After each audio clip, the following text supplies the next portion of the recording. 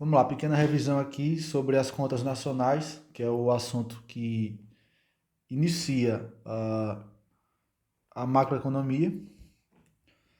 Começar com a diferença entre macro e microeconomia. A macro, ela vai pegar a análise agregada, ou seja, a economia como um todo.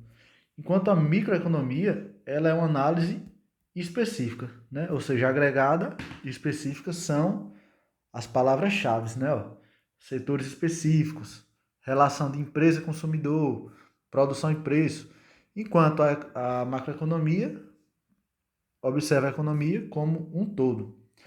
O objetivo, objetivos da política macroeconômica. Essa frase aqui é muito importante. Há sempre um trade-off na busca pelos objetivos. Por quê? O que é o trade-off? Está relacionado ao custo de oportunidade, né? Geralmente.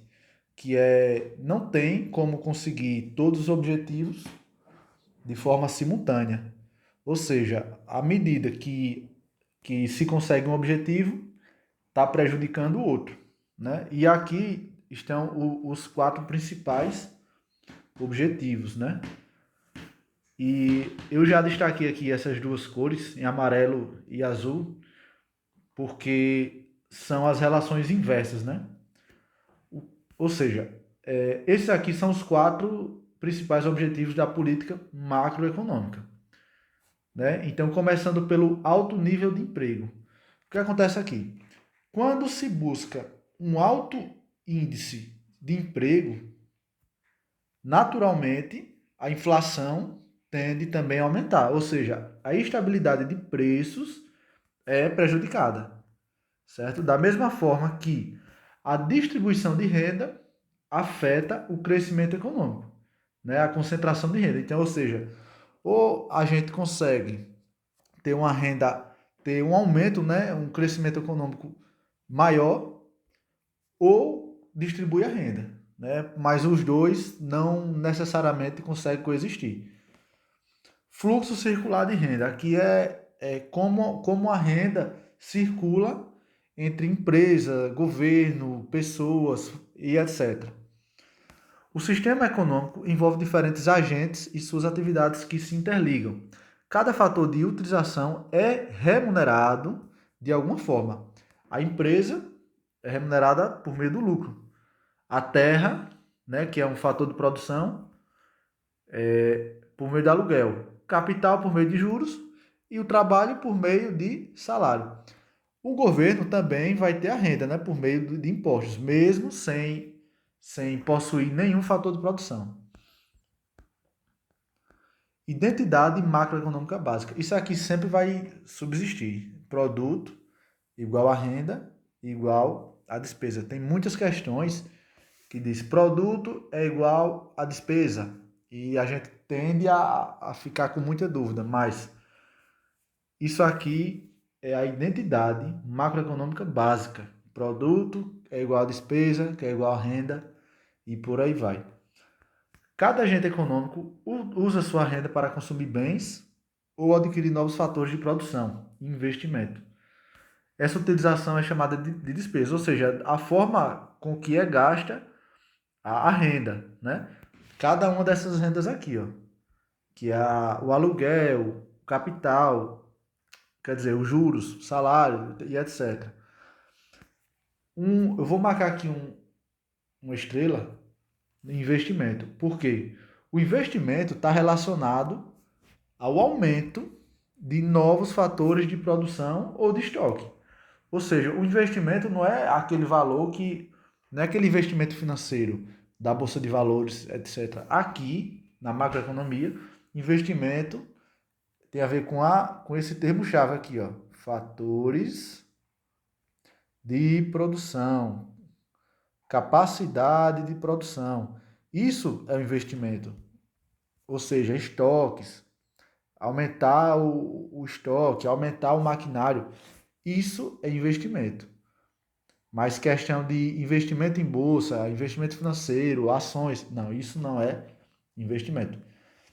A gente vai ter a economia fechada e sem governo, vai ter economia fechada com o governo e vai ter economia com o governo e aberta, né, com o resto do mundo, que é a que a gente utiliza hoje, pelo menos por padrão, né, em geral, exceto poucos países que são mais fechados. Então vamos lá. Começa na economia fechada e sem o governo, né? Ou seja, aqui a gente só vai ter as famílias e as empresas. Só esses dois aqui. Produto agregado, né? E assim, a gente vai ter, de todas essas formas que eu falei, vai ter o produto agregado, vai ter a renda, e sempre vai mudar, né? Porque o governo vai alterar algumas coisas, o resto do mundo vai alterar outras e por aí vai. Então vamos lá. Na economia fechada sem governo, o produto agregado, que também é sinônimo de oferta agregada, né? Produto igual oferta, é tudo que é produzido na economia, que é justamente o famoso PIB, certo? Aí uma pegadinha aqui interessante que eu vi uma questão, a gente vai ter o produto nacional bruto. Qual a diferença desse para esse aqui? O PIB é tudo que é produzido internamente. E o produto nacional bruto é tudo que é produzido internamente e externamente, ou seja, é a renda que é enviada do exterior para o país, certo? Então, qual a pegadinha que eu estou falando em relação à questão que eu vi? Que na economia fechada e sem governo, ou seja, se a economia é fechada, a gente não tem contato com outros países. E como a gente não tem contato, a gente não vai enviar renda ao exterior. Dessa forma, nesse tipo de, de economia aqui, o produto nacional bruto vai ser igual ao PIB, certo? Aqui, continuando falando em relação ao PIB, só é levado em conta o produto final, sendo desconsiderado os valores da matéria-prima. Por exemplo, o PIB de um carro. O PIB, o valor de um carro entra na conta do PIB como um todo. E não como, por exemplo, eu coloco o valor do carro, 50 mil. Aí depois eu coloco o valor do motor, depois eu coloco o valor das portas, depois eu coloco o valor do chassi. Isso não é utilizado em relação ao PIB, certo? Ou seja, só e somente só o valor do produto final. Tem muita questão que mistura isso, né? Então, isso aí ia trazer uma dupla, tripla, quádrupla contagem e não ia dar certo. Então, o PIB é só o produto final. Tem aspectos demográficos, né? Justamente porque é o que é produzido dentro do país. Até porque o que é produzido fora é o PNB, que eu falei aqui em cima. A contagem é por um determinado período de tempo, que geralmente é um ano. Por isso, bens usados não influenciam no PIB. Ademais, só interessa quando foi produzido, não quando foi vendido. O que é que isso aqui quer dizer? Se um veículo foi produzido em 2020, mas só foi vendido em 2021, embora a transação econômica tenha sido feita aqui em 2021, esse veículo ele vai entrar para o PIB de 2020, porque aqui foi o ano da produção dele. Aqui não vai influenciar em nada, nada vezes nada, né? Tem muita questão referente a isso. O PIB é uma variável fluxo, né? Tem a variável fluxo e tem a variável estoque. A variável estoque é uma variável estática, né? É como se fosse, por exemplo, imagine uma empresa que produz, sei lá, 10 produtos por mês. Ou seja, a cada mês ela produz 10. Cada mês ela produz 10. E ela tem o estoque. Então, assim, todo mês eu sei que vai entrar 10, que é o caso do PIB. Todo ano eu tenho a conta do PIB. Existe um fluxo do PIB. Já o estoque é estático, entendeu? Por exemplo, quanto é o meu estoque no dia X? É esse. Quanto é o meu estoque no dia Y? É esse. Então, assim, a variável fluxo, ela tem só essa relação, de ir acrescentando, acrescentando, pontualmente, né? Por isso que o PIB, né, sendo anual, é uma variável fluxo. Então, não importa o quanto eu tenho de bens no meu país, o que na variável fluxo é o quanto ela vai acrescentar naquele momento. Então, a palavra-chave para diferenciar variável fluxo de variável estoque é justamente a palavra estática, né? Porque a variável estoque é uma variável estática. E o fluxo é só lembrar de um salário, por exemplo, salário e poupança também. O valor que eu tenho na poupança no dia X é uma variável estoque, é o estoque que eu tenho ali, que eu fui juntando e coloquei ali. Agora, o meu salário que eu recebo ali pontualmente, né, mensalmente, aí é uma variável do tipo fluxo. Aqui tem duas formas de calcular o PIB, né, que é pela fórmula ou então segundo valor adicionado, né, que é a soma dos fatores de produção. Mas eu não vi nenhuma questão relacionada a isso, eu vou pular. Renda agregada. A renda agregada, né, que é a renda total, vai ser obtida pela soma de todos os fatores de produção, certo? A renda agregada, ela é representada por esse Y aqui, né? Então, como é que a gente chega na renda agregada? Pela soma de todo tipo de renda que vai ocorrer nessa economia. E o que vai ser essa renda? Vai ser os juros, né? Juros por meio de empréstimos, o salário dos trabalhadores, aluguel de terras, e aqui esse L é o lucro das empresas, certo? Que geralmente fica retido. Então, a soma dos juros com salários, com aluguel e com o lucro das empresas vai ser, na economia fechada e sem governo, a renda agregada. Despesa agregada. Bom, o que é a despesa agregada? A renda, ela naturalmente vira consumo, né? Inclusive, a gente viu lá que a despesa vai ser igual a renda, que vai ser igual a produto, né? Numa economia fechada sem governo. Isso é o tripé econômico básico, né? Identidade macroeconômica básica. Então, o que acontece? As empresas produzem, certo? E nessa produção é gerada uma renda, inclusive o lucro das empresas, e essa renda ela vira ou consumo ou investimento. Lembrando que o investimento vai ser o aumento do capital vai ser o aumento da produção, né? Vai ser o aumento de bens de capital, de estoques, etc. Então, a renda ou ela vai para o consumo ou ela vai ser investida. Logo, despesa agregada, né, são os gastos, vai ser igual à soma dos investimentos e do consumo. Né? Aqui mais uma vez, o que eu falei, né? Investimento tem a ver com a compra e venda de ativos, não tem a ver com a compra e venda de ativos financeiros, mas sim com o aumento do estoque de capital. Né? Investimentos é voltado ao aumento da capacidade de produção. Mais uma vez falando de investimentos, dividido em duas partes: a formação bruta de capital fixo e a variação dos estoques. Ou seja, quando eu estou aumentando estoque ou quando eu estou aumentando meus bens de capital, eu estou investindo. Isso é investimento para a macroeconomia. Poupança. Poupança é uma renda que não foi consumida. Logo, investimento é igual a poupança privada, certo? Agora vamos observar aqui a economia fechada, continua fechada, né?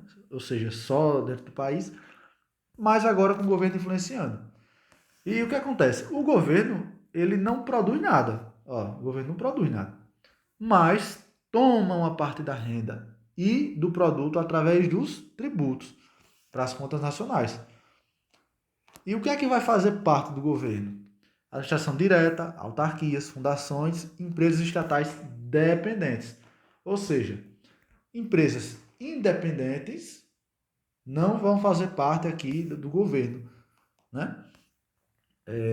As do setor financeiro não fazem bancos, por exemplo, e as não dependentes, né? Como foi dito aqui.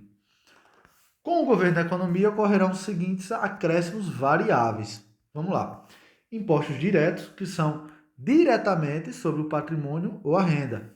Indiretos vão cair sobre as transações. E aqui, além na frente, a gente vai ver uma coisa muito interessante em relação a diretos e indiretos, né? Que inclusive são pegadinhas de provas.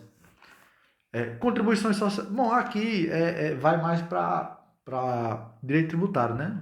Não vi questão relacionada a isso, né? Que aqui ele vai explicar o que é a contribuição social, taxa, etc. Então, vamos passando. Vou só fazer uma diferença aqui porque vai entrar na fórmula de transferências e subsídios. Transferências são gastos do governo, né? Assim, é como se fosse uma transferência propriamente de renda, né? Salários, doações, Bolsa Família, ou seja, o governo pega um dinheiro e distribui às pessoas, né? Já os subsídios são auxílios dados, auxílios dados às empresas, né? Ou seja, a transferência tem mais a ver com pessoas. Já os subsídios tem mais a ver com empresas, né? Para quê? Para incentivar a produção ou baixar preço, né? Que inclusive vem ocorrendo isso com combustível e etc. Agora vamos aos impactos, né? Primeiramente, no produto. O preço de mercado vai ser maior do que o custo de produção, pois incidirão os tributos, né? Aqui a gente vai ter agora que tem que pagar a renda do governo, e aí como é que a gente paga? Com tributos. E esse tributo ele tem que estar embutido no valor das mercadorias, né? Então, o que é que a gente tira disso aqui? Que o produto, que antes era só o custo, né, deles, agora vai ser o custo mais os tributos, né? Agora a gente vai ter que colocar isso aqui. Vamos lá. Assim chega-se ao conceito de PIB a preços de mercado. E essa fórmula aqui é muito importante. Esse assunto tem muitas fórmulas. Não necessariamente é interessante aprender todas, mas essa cai muito, cai bastante. E que fórmula aqui é essa? PIB a preço de mercado é igual a PIB custo de fatores, ou seja, o que foi gasto para produzir os produtos, mais impostos indiretos. Ó, indiretos, tem muita questão que diz impostos diretos, mas são os indiretos, né? Menos os subsídios, que são o quê? O que é que são os subsídios? São os incentivos fiscais do governo às empresas para baixar preços e etc. Ou seja, aqui o governo tá cobrando, aqui ele está diminuindo, né? Tá ajudando. Aqui ele está atrapalhando, aqui ele está ajudando. Então vamos lá. Ó, até coloquei aqui, ó, cai muito. PIB a preços de mercado é igual a PIB custo de fatores, ou seja, o quanto foi gasto para produzir esses produtos, né? O custo da produção, de mão de obra, junto com salário, com aluguel, etc. Mais os impostos que vão ser cobrados. Que impostos são esses? Impostos indiretos, não são os diretos, são os indiretos, né? Agora, se a gente for analisar aqui, por que vão ser. Cadê? Por que vão ser os indiretos? Porque os indiretos são os impostos que vão recair diretamente sobre as transações, né? Ou seja, o que a gente vai comprar. E aqui a gente tem até os principais, que é o ISS, que é o Imposto sobre Serviço, e o ICMS, Imposto de Circulação do Mercado de Serviço. Então, são aqui o que foi gasto para produzir, mais os impostos indiretos, né? Que são os impostos atribuídos diretamente aos produtos, vou dizer assim, né? Impostos indiretos são atribuídos diretamente aos produtos, menos o que o governo vai lá e ajuda, né? Subvenções, subsídios, etc. E essa fórmula aqui é muito importante. E às vezes o que é que ele faz? Às vezes ele quer saber como é que chega no PIB a preço do mercado. Eu só vi uma outra questão que, de fato, ela pede o cálculo. Geralmente ela quer saber só em relação à fórmula. Mas eu já vi também questões relacionadas a isso aqui, ó. Qual é a fórmula do PIB a custo fixo? Aí inverte, né? A gente utiliza propriedades e vai chegar nessa fórmula aqui, ó. PIB a custo fixo não, custo de produção. PIB a custo de produção vai ser o PIB a preço de mercado menos, ou seja, aqui em cima eu tinha mais, aqui eu tenho menos. Menos impostos indiretos, mais subsídios. E como é que a gente chega nessa conta? É só inverter. Eu pego aqui, vamos lá, eu repito o PIB a preço de mercado, né? Eu vou isolar o quê? Eu vou isolar o PIB a custo fixo. Então, se aqui está os impostos indiretos estão somando, eu vou subtrair aqui, né? Impostos indiretos. E se os subsídios, subvenções estão diminuindo, aqui eu vou somar. Logo, né? Subsídio. Logo, isso aqui vai ser igual a PIB a custo de fatores, né? Então, aqui, ó, é a mesma forma. Menos imposto direto, mais subsídio. Menos imposto direto. E é assim que se chega aqui. E já adiantando, né, a gente vai ter a renda líquida enviada ao exterior. O que é a renda líquida enviada ao exterior? É o que é produzido no país, só que é mandado para fora, né? Existe uma renda que é enviada para fora. Por exemplo, vou dar um exemplo inverso. Um dividendo, vamos dizer que eu tenho ações nos Estados Unidos. Os dividendos dessas ações que eu recebo fazem parte da renda líquida enviada ao exterior dos Estados Unidos. Ou seja, os Estados Unidos estão lá produzindo, mas está enviando renda para mim que estou aqui no Brasil. Então, isso é a renda líquida.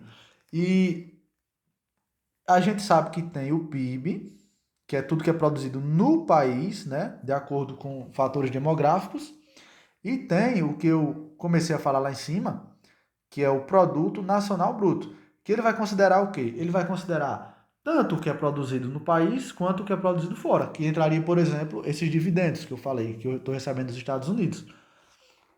E a renda líquida enviada ao exterior é o quanto eu produzo aqui e envio ao exterior.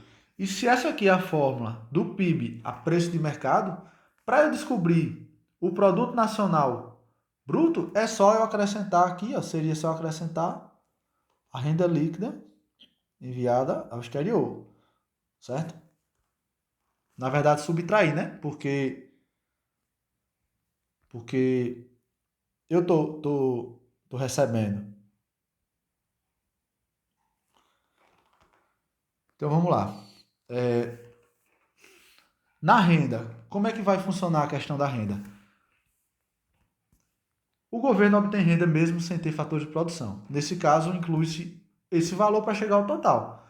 Ou seja, o Y, né, que vai ser a renda, que a gente já viu lá em cima, vai continua. Juros, aluguéis, lucro das empresas, salários e aqui os tributos. O Tzinho vai ser os tributos, né?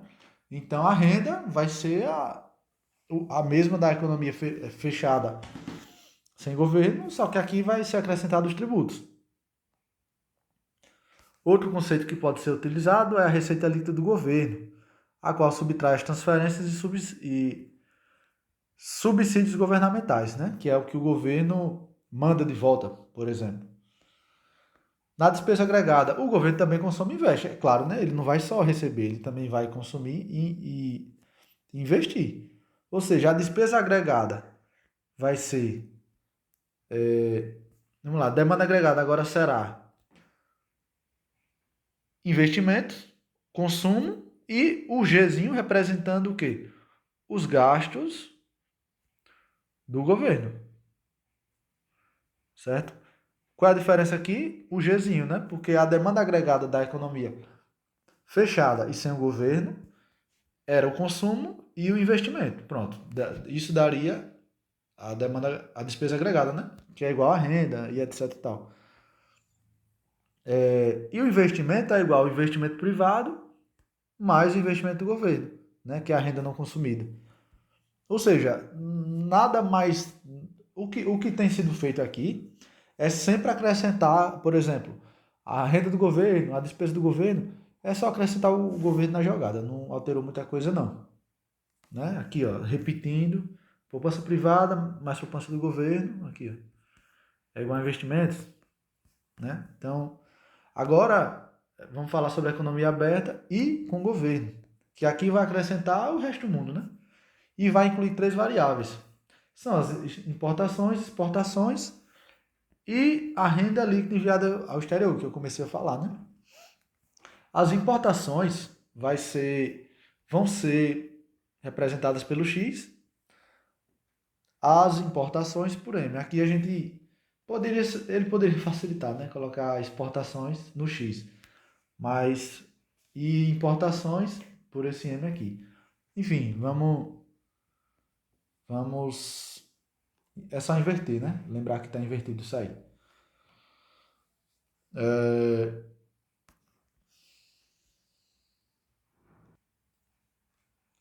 Vamos lá, voltando aqui, eu pausei o vídeo justamente porque eu achei estranho. E aí eu fui conferir. Então, vou retificar aqui. Na verdade, é justamente o que eu tinha suspeitado. As importações são representadas pelo M e as exportações pelo X, certo? E as exportações líquidas vão ser as exportações menos importações, certo? Exportações líquidas. Vamos lá. Renda líquida enviada ao exterior. Quando o país utiliza fatores de produção de outro e faz o respectivo pagamento, diz-se que ele envia renda ao exterior. Se esse marcador for negativo, isso aqui é importante, significa que ele recebeu mais renda do que enviou. Ou seja, é o fator lógico. Vamos lá. Se eu estou enviando renda ao exterior, o fator vai ser positivo. Ao contrário disso, se eu estou recebendo renda, vai ser negativo, né? Ou seja, se for negativo, significa que eu recebi mais renda do que eu enviei, certo? E aqui vamos ter aqui esses três comparações. Vamos ter três comparações aqui que, que vão se relacionar com, com a renda líquida enviada ao exterior. Vou começar aqui. Produto e renda. A produção de um país pode ocorrer fora dele, por isso foi criado o conceito de produto nacional bruto, o qual também considera a produção fora do país. O principal critério para diferenciar o PIB do produto nacional bruto é justamente a renda líquida enviada ao exterior. De forma que, vamos lá, se a renda líquida for positivo, significa que o país produziu bastante, mas uma grande quantidade vai para o exterior. Logo, PIB maior do que o PNB. Se for negativo, produz bastante e que resulta em PNB maior que PIB. E aqui a terceira vai ser a poupança, né? A relação que eu falo são esses três aqui, ó. E a poupança. O resto do mundo também tem sua poupança, chamada de SEST. O que influencia são as importações, e vamos descer logo para aqui, importações e exportações. Vamos lá. Há uma relação inversa entre exportações e poupança externa, relação direta entre importação e poupança externa, e relação direta entre renda líquida e poupança externa. Certo, vamos fazer isso aqui de uma forma lógica. Primeiramente, a gente vê que a poupança externa vai estar nos três, certo? Como é que a gente vai saber se ela é inversa, se ela tem uma relação inversa ou uma relação direta? Vamos pensar. Se um país está exportando, está enviando mercadoria para o exterior, isso quer dizer que ele está sendo remunerado. Logo, a poupança externa, ou seja, a poupança dos outros países, vai estar sendo diminuída. E essa relação aqui é o quê? É inversa, né? Vai exportação e vem renda. Ou seja, quando um sobe, o outro cai. Agora, existe uma relação direta entre importação e poupança externa. Ou seja, se eu tô importando, ou seja, eu tô gastando dinheiro, né? Se eu estou importando, quer dizer que eu estou comprando bens ou consumindo serviço, né? Estou comprando bem ou serviço, que seja. E esse dinheiro que eu estou enviando para lá está aumentando a poupança externa dos outros países. Né? Da mesma forma que se eu estou enviando renda líquida, que é o RLEE, ou seja, se eu estou enviando renda, eu também estou aumentando a poupança. Então aqui eu estou mandando dinheiro, que está aumentando a poupança. Aqui eu estou mandando dinheiro, que está aumentando a poupança. Então, de forma lógica, isso aqui é muito simples de resolver. A soma da poupança privada, mais a poupança do governo, mais a poupança externa é igual ao investimento. Ou seja, é sempre aumentando, né? Quando não tinha o resto do mundo, isso, sei lá, vamos dizer que eu só tinha o governo, né? O governo, as famílias e as empresas. Aí o que era o investimento? Era a poupança do governo com a poupança privada. Agora é só somar a poupança externa. Pronto. Não tem segredo isso aqui, né? Conceitos adicionais.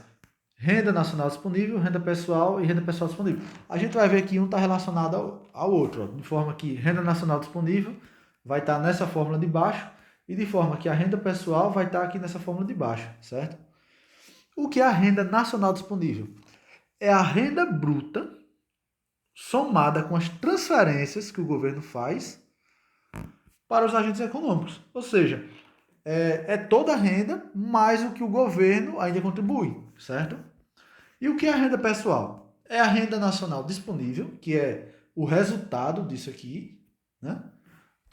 Menos o lucro das empresas, né? A empresa tira a parte dela, menos os impostos, ou seja, aqui a empresa tirou a parte dela, aqui o governo tirou a parte dele, certo? Que aqui é colocado impostos e outras, ou seja, o que vai para o governo. Pronto, não tem segredo, é só isso. E o que é a renda pessoal disponível? É esse conceito aqui de cima, né, o resultado disso aqui, menos os impostos diretos sobre as famílias. Então, vamos lá. Vamos conceituar isso aqui. A renda nacional disponível, vamos dizer que é tudo que é gerado de renda, certo? E mais o que o governo contribui, né? As transferências que o governo faz. Beleza. Aí agora a gente vai começar a enxugar. Renda pessoal, né? O que é que as pessoas têm para gastar? Tem a renda nacional disponível, né? Que é o resultado disso aqui de cima. Só que a empresa vai dizer, peraí, deixa eu tirar minha parte e o governo eu também quero, né? Que aqui, lembrando que esses impostos vão ser os indiretos, né? Não confundir. Já aqui vai entrar os impostos diretos, né? E essa renda pessoal disponível é o que realmente está disponível para as famílias, ou seja, aqui, a partir dessa renda, é que ela vai ou consumir ou investir, né? Ou investir em poupança, que seja. Bruto versus líquido. Aqui vai ser o PIB bruto, né? E vai ter também um conceitozinho de produto interno líquido. E sempre vai ser a, é só reduzir a perda de capital da depreciação. Por exemplo, produto interno líquido, né? A gente está acostumado aqui, ó, o PIB. É o PIB menos a depreciação. Produto interno líquido, custo de fatores. Aí vai ser o PIB custo de fatores menos depreciação. Preço de mercado, PIB é preço de mercado menos depreciação. E por aí vai, sempre para chegar no líquido, muito fácil. Produto real e produto nominal. E o deflator implícito, esses três aqui estão meio que correlacionados. Certo. O que seria a diferença do produto real para o produto nominal? O produto real é medido considerando um congelamento de preço, ajustando o valor para saber se realmente houve aumento ou diminuição da produção, desconsiderando a inflação. Já o produto nominal considera-se os preços correntes, mesmo que sujeito à inflação. O que quer dizer isso aqui? Vamos dizer que um país produziu no ano 1, ano 2, ele produziu 10 carros. E no ano 1, esse carro estava valendo 1.000, que totalizou 10.000. E no ano 2, esse carro estava valendo 1.200, que totalizou 12.000. Ou seja, o que é que está querendo dizer aqui? Ó? No ano 2, apesar de eu ter produzido a mesma quantidade de um, está ocorrendo uma supervalorização, né?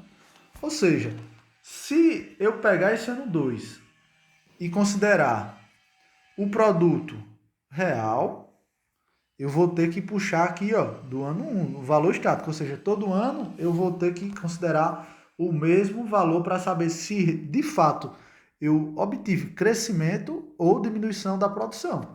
Já quando eu considerar apenas o produto nominal, né? Nominal, ele geralmente, considerando que a gente sempre está em inflação, ele vai supervalorizar, né? Supervalorizar. Pode até correr o risco de eu produzir menos e gerar um valor agregado maior, né? Isso aqui não vai ser nada fidedigno. E o que é o deflator implícito? É a razão justamente entre o produto nominal, que geralmente é o maior, e o produto real, e capta exatamente a evolução dos preços no período. O índice de preço abrangente utilizado para tirar o efeito da inflação sobre o produto. Ou seja, a gente utiliza o deflator implícito para saber, de fato, se a quantas anda a inflação, né? Quanto o valor dos produtos vem subindo em relação ao tempo, né? Essas observações são, assim, algumas pegadinhas de prova e o que mais é cobrado. Vamos lá. Só faz sentido falar em renda disponível se há governo na economia, pois o governo retira uma parte. O produto interno bruto é a diferença entre o valor bruto da produção e o consumo intermediário, para evitar a dupla contagem. Né? O que seria esse consumo intermediário? Sei lá, seria matéria-prima, comercialização de produtos usados, por aí vai. Eu só posso justamente utilizar aqui o valor bruto do que for realmente produzido. O que eu já tinha produzido lá atrás, ou que eu vou utilizar como insumo para a produção de outros produtos, não vai entrar no cálculo do PIB para justamente evitar a dupla contagem. Os serviços domésticos remunerados entram no cálculo do PIB, mas não sob a ótica da produção, e sim pela despesa agregada. Ou seja, eu não estou produzindo um serviço, né? Não tem como eu produzir um serviço. Mas pela ótica da despesa agregada, pela ótica da despesa, ele vai entrar, porque eu estou consumindo um serviço, certo? Estou consumindo um serviço. O valor gasto com despesa médica, isso aqui foi uma pegadinha interessante, até eu caí nela. O valor gasto com despesa médica em hospital público não faz parte do consumo das famílias, mas dos gastos do governo. Ou seja, aqui ele dizia, o valor gasto com despesa médica em hospital público faz parte do consumo das famílias. Aí, certo, mas peraí, a gente não gasta em hospital público. A gente vai, é atendido, mas não tem uma continha para pagar, não. Quem gasta isso aqui é o governo. Então, muita gente caiu, inclusive eu também. Né? Não vou cair mais. Formação bruta de capital fixo são investimentos correntes em ativos fixos, ou seja, isso aqui é um conceito doutrinário, né? Bens produzidos factíveis de utilização repetida e contínua em outros processos produtivos por tempo superior a um ano, sem, no entanto, serem efetivamente consumidos pelo mesmo. O fato de serem importados não exclui a validade de ser formação bruta de capital fixo. A renda agregada é sempre igual ao produto agregado, né? Que renda, identidade, né? Renda igual a produto, que é igual a despesa. Acho que é a identidade macroeconômica básica, né? Transferência não é um consumo do governo, mas uma disponibilização do recurso para uma família. Por exemplo, consuma, para que uma família consuma, né? Logo, não entra no cálculo do PIB. Ou seja, quando é que vai entrar? Quando a família que receber, consumir, né? Aí vai entrar. Sob a ótica da despesa. Mas uma transferência, não. Porque senão, vamos dizer que o governo transferiu X e a família consumiu esse mesmo X, né? Porque o governo passou para cá. E aconteceu o quê? Dupla contagem. Em uma economia aberta, sem governo, o produto nacional bruto é igual ao somatório de salários juros líquidos pagos a indivíduos, aluguéis, lucros distribuídos, depreciações e lucros retidos. Aqui acrescentou essa questão da depreciação, né? Questão da depreciação. A ótica dos fatores de produção é a ótica da renda. A ótica dos fatores de produção é a ótica da renda. Caso o conjunto das empresas de determinada economia acumule estoques indesejados, esses estoques serão contabilizados como investimentos. Ou seja, o que são os investimentos? É o aumento do capital de produção e aumento de estoques. A questão é que quando ela fala estoques indesejados, né, ele deixa a questão tendenciosa. Porém, isso aqui está certo. Mesmo que eu não queira ter esse estoque, não deixa de ser investimento. Por quê? Porque a economia não se atém à subjetividade. Ou seja, se eu aumentei o meu estoque, mesmo indesejadamente, vai ser uma forma de investimento. Um bem importado é produzido fora da economia e, portanto, não pode ser incluído no PIB. Pronto, finalizando aqui a introdução à macroeconomia.